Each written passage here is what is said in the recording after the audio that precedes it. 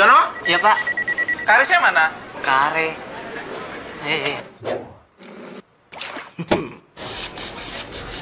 Jono, Iya pak. karisnya mana? Iya pak.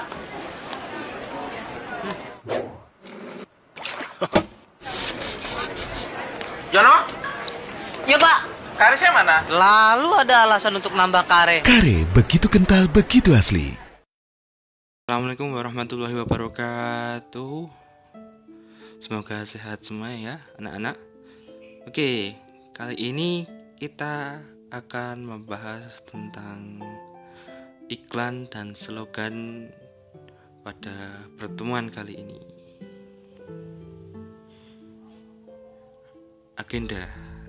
Di sini ada 3 agenda. Yang pertama, menentukan unsur-unsur iklan, slogan, dan poster.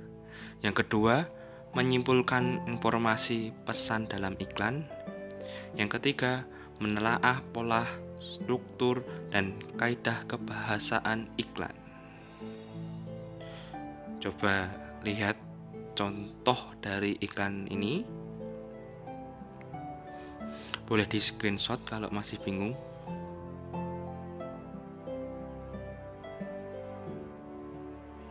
Nah, iklan dapat diartikan sebagai teks yang mendorong, membujuk khalayak agar tertarik pada barang dan jasa yang ditawarkan. Iklan juga dapat diartikan sebagai pemberitahuan kepada khalayak mengenai suatu barang dan jasa. Pada umumnya, iklan disampaikan melalui media massa seperti televisi, radio, surat kabar, internet. Unsur yang ditampilkan adalah gambar, gerak, kata-kata, atau suara. Iklan tidak hanya mengucapkan bagian dari industri berskala besar. Dewasa ini, iklan merupakan sarana yang banyak digunakan untuk kepentingan-kepentingan di bawah ini. 1. Bagi perusahaan bisnis komersial untuk menjual barang dan jasa. 2. Bagi dunia perkantoran untuk mendapatkan karyawan. 3. Bagi pemerintah untuk menyebarkan informasi, memberikan layanan kepada masyarakat. 4. Bagi perorangan untuk membeli dan menjual barang-barang pribadi. Contoh yang pertama, bagi perusahaan bisnis, ketika anak-anak melihat televisi, itu terdapat banyak iklan di sana. Seperti contoh iklan mie instan atau iklan sabun mandi dan iklan lain-lain. Ini merupakan contoh iklan komersial menjual barang dan jasa. Contoh yang kedua, bagi dunia perkantoran, itu seperti lowongan pekerjaan. Itu termasuk iklan untuk mendapatkan karyawan. Bagi pemerintah, contohnya seperti anjuran untuk memakai masker. Itu merupakan salah satu contoh bagi pemerintah. Yang keempat, bagi perorangan untuk membeli dan menjual barang-barang pribadi. Seperti contohnya di IG atau di Facebook atau di Bukalapak atau di Tokopedia, itulah contoh dari iklan dari perorangan. Daftar fungsi iklan semakin hari semakin banyak. Bertambah hari, bertambah luas jaringannya. Hal itu seiring dengan kemajuan teknologi komunikasi dan keperluan hidup warga masyarakat itu sendiri.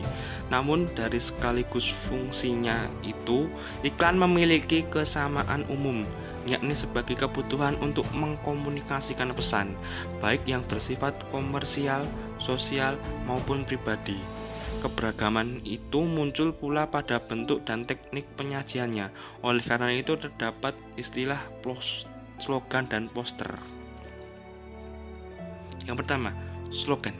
Slogan adalah perkataan atau kalimat pendek yang dipakai sebagai dasar tuntutan atau pegangan hidup, prinsip utama dari suatu usaha, organisasi, dan sebagiannya. Slogan sering pula disebut moto atau semboyan. Slogan lebih mengutamakan kepada makna dan kehematan kata-kata. Contoh, berdiri sama tinggi, duduk sama rata, merupakan slogan tentang perlunya mengutamakan kesetaraan antar sesama. Yang selanjutnya, bersatu kita teguh, bercerai kita runtuh, merupakan slogan tentang perlunya persatuan dan kesatuan. Yang terakhir, tiada hari tanpa prestasi, slogan tentang pentingnya mengukir prestasi setiap hari. Yang kedua, poster. Poster adalah plakat atau kata-kata dan gambar yang dipajang di tempat-tempat umum. Poster hampir sama dengan iklan, yakni memberitahukan suatu ide, hal baru, atau hal penting kepada khalayak. Poster mengandalkan perpaduan gambar dan kata-kata. Poster lazimnya dipasang di tempat-tempat umum. Poster hampir sama dengan iklan ataupun slogan dalam hal bahasanya. Poster mengungkapkan kata-kata singkat, jelas, menarik, dan lengkap. Nah, seperti contoh berikut. Jadilah pelopor keselamatan berlalu lintas dan budayakan keselamatan sebagai kebutuhan. Ini merupakan contoh poster dari kepolisian. Nah, biasanya ditemukan di pinggir-pinggir jalan kan, ya. Dan masih banyak lagi poster-poster seperti ini. Ya. Unsur-unsur iklan, slogan, dan poster.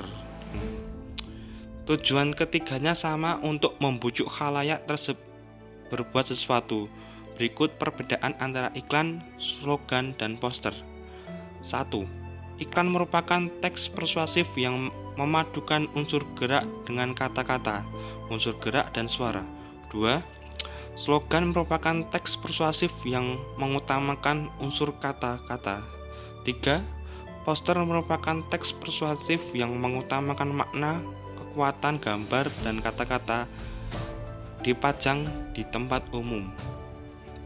Nah, boleh lihat di bagian kiri merupakan ada tabel bentuk teks, ya, dan ada contoh yang membayar pajak, bukti cinta tanah air, merupakan poster dari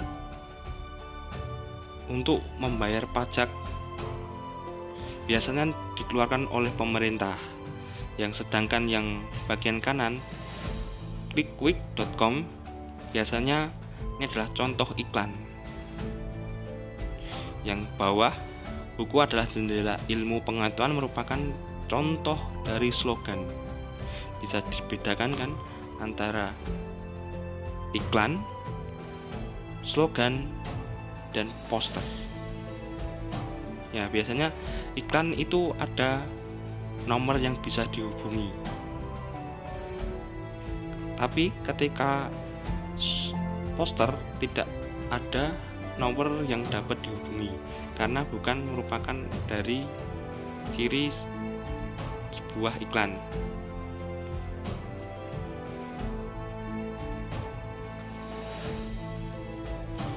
Unsur-unsur pembentuk iklan. Adapun maksud iklan itu sendiri dapat kamu pahami secara lebih lengkap berdasarkan unsur-unsur pembentuknya, yaitu meliputi sumber pesan, media, penerima, efek, umpan balik, dan konteks. 1. Sumber.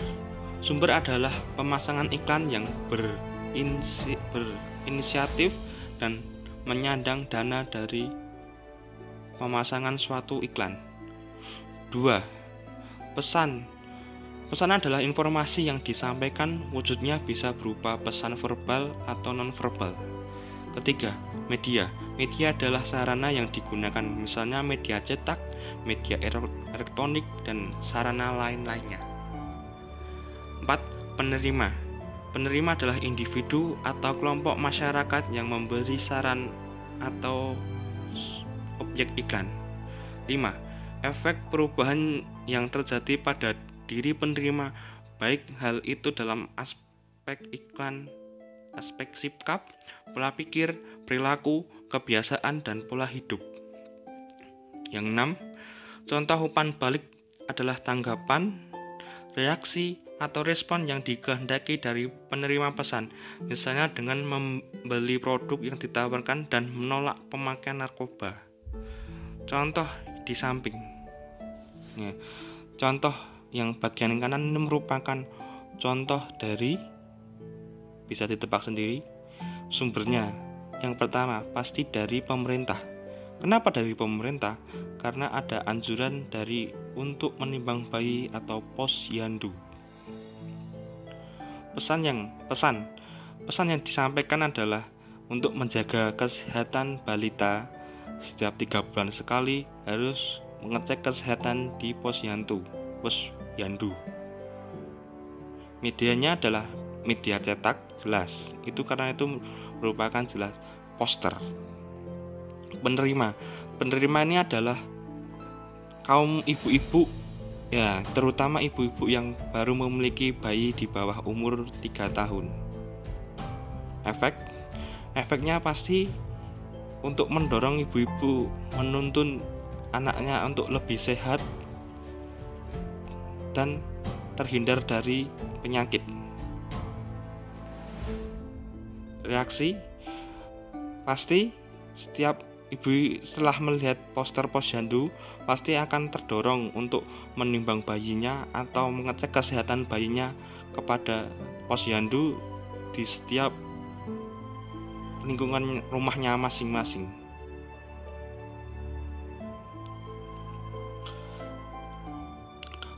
Penyimpulan maksud suatu iklan.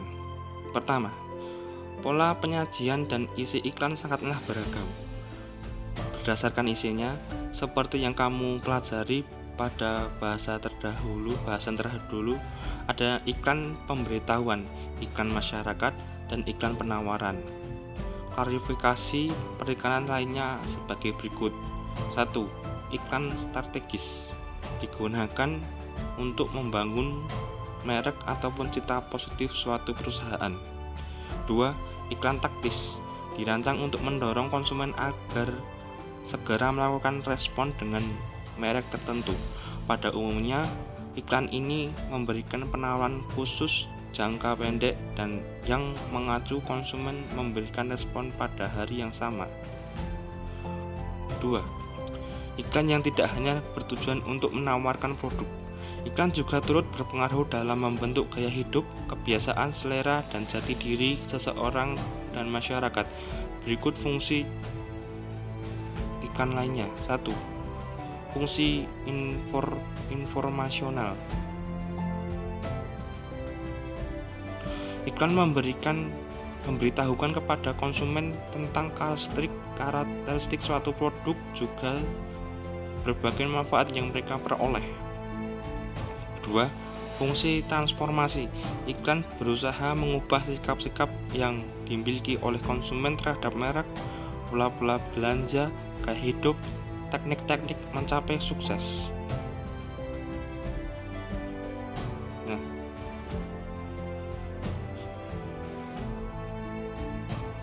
contoh yang di tengah ini merupakan contoh iklan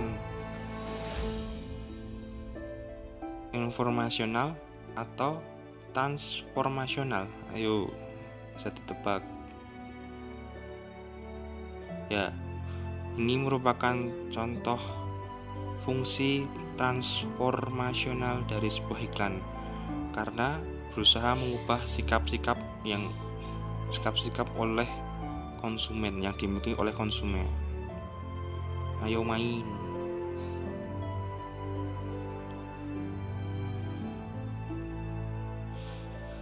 Menceritakan kembali teks iklan. Dibandingkan dengan teks lain, iklan merupakan teks yang ringkas. Hal itu terkait dengan ruang yang diperlukan dan biaya yang harus dikeluarkan. Semakin luas ruang yang diperlukan untuk penayangannya, semakin besar biayanya. Oleh karena itu, kata-kata dalam iklan harus diperhitungkan keefektifannya.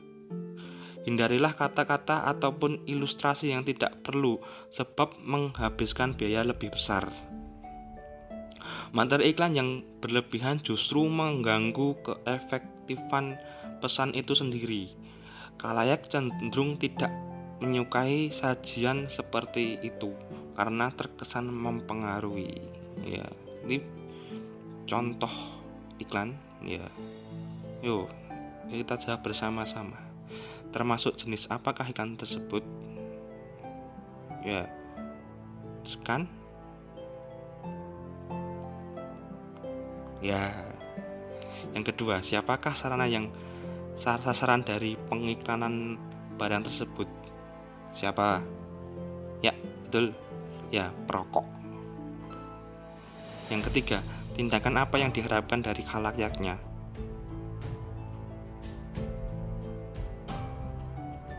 Ya, betul. Itu merupakan agar anjuran untuk berhenti merokok. Pengiklan menyampaikan pesan apa saja? Ayo, jawab. Ya, pesan ini menyampaikan pesan hidup lebih sehat dan bermanfaat dengan tidak merokok. Word Notope Kode. Apakah yang menarik dari iklan tersebut? Ayo, bisa dijawab. Ya, jawab sendiri ya. Portofolio. Berikut beberapa contoh iklan untuk persiapan pertemuan minggu depan. Oke, dari keempat contoh tersebut bisa kamu screenshot dan untuk persiapan minggu depan.